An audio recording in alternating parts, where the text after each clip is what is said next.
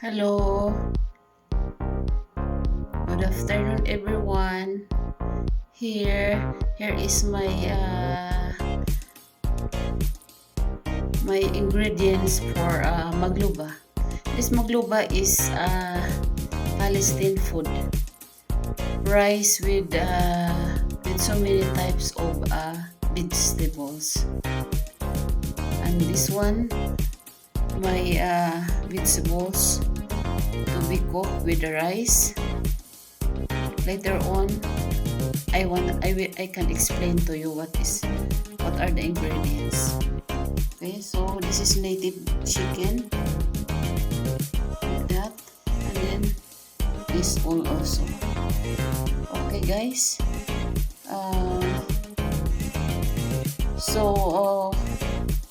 Later on also I will cook this one, and then I will show you how to cook this Palestinian food, magluba. Okay? And then I hope you can taste with me. I hope you can taste with me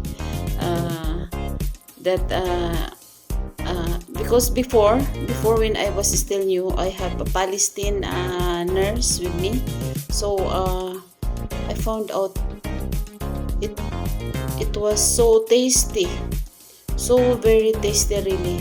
So that's why every time I want to cook and then let somebody, my close friends, wants them to taste, so I will immediately prepare for them. So let's do it, guys.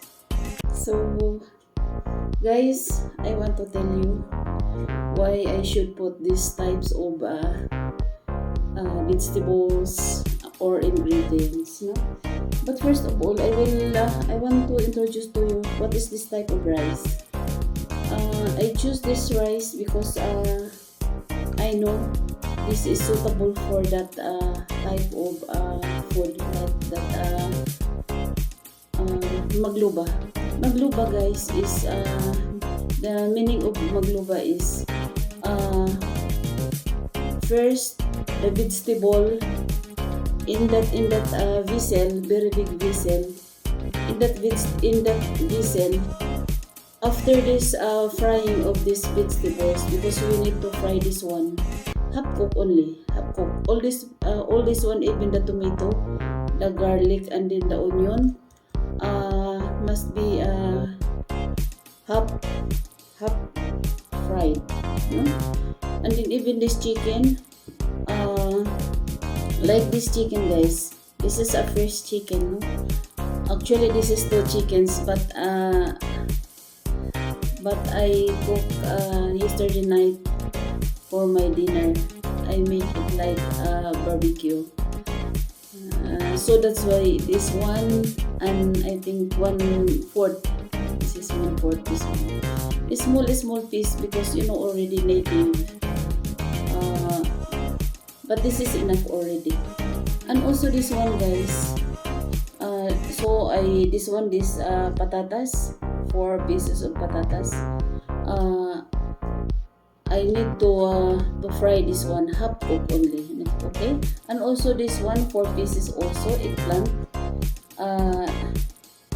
I will make it slice. I will slice this one in a nice sizes, and then fried.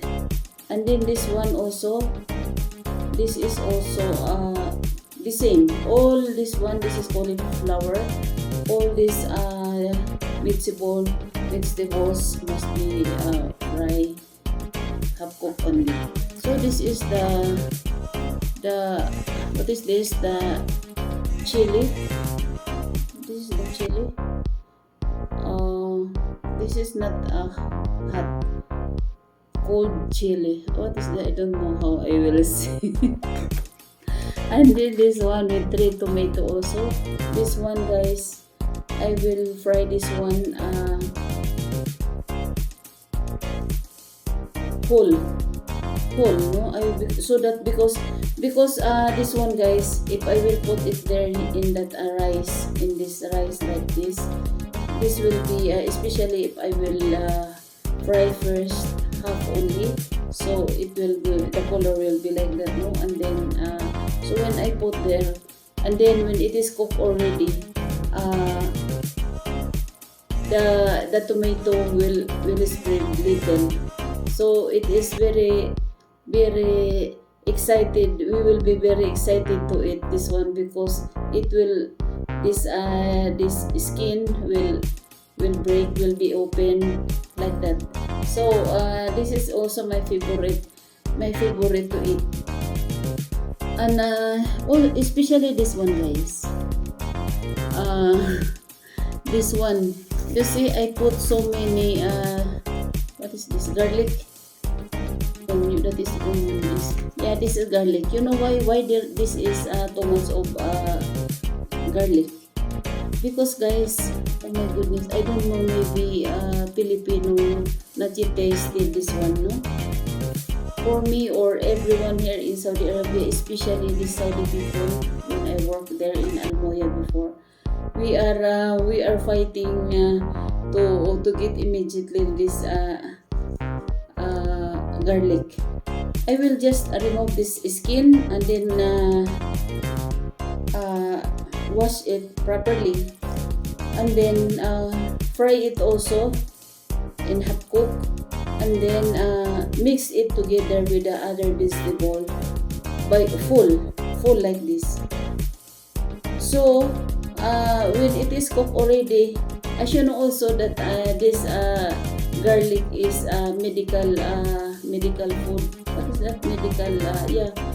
This will lower the blood pressure, the cholesterol, and all. There is so many medicines for this in this garlic. So this is very important to me. So when I bought garlic, really maybe 1 kilo or more, so that when I want to cook like this type of food, I need to put like this too much. Because for me, even for me in one time eating, I think two pieces I want it like this. And this one also, this onion, this is big also. Actually, small onion is bitter, no? But the problem is in the grocery, there is no available that is small. It will be very nice outcome if it is small. But I cannot do anything, so I will make this one just 2 times, half only, no, and then cook it together, that 2 slices. So the outcome, this one will spread, guys, no? It will spread because it is cut already. Not unless if I will buy this small piece, so it will be beautiful when it is cooked already, no? One person can get 1 small piece of garlic. But anyway, next time I will try to get the small piece so that it's nice to see, and then people can get each and everyone, no?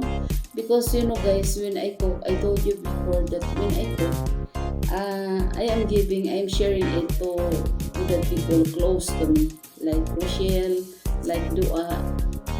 It's like that.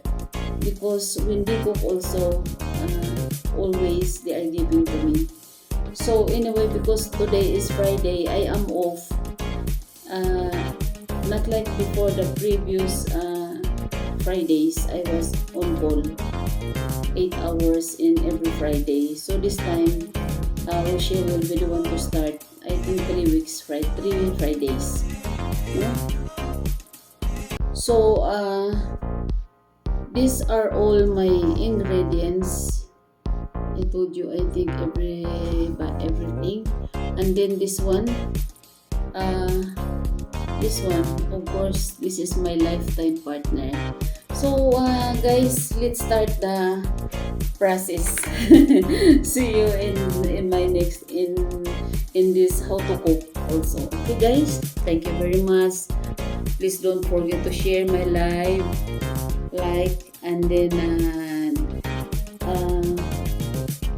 press the notification. Okay, love you, love you, love you. God bless. Bye bye.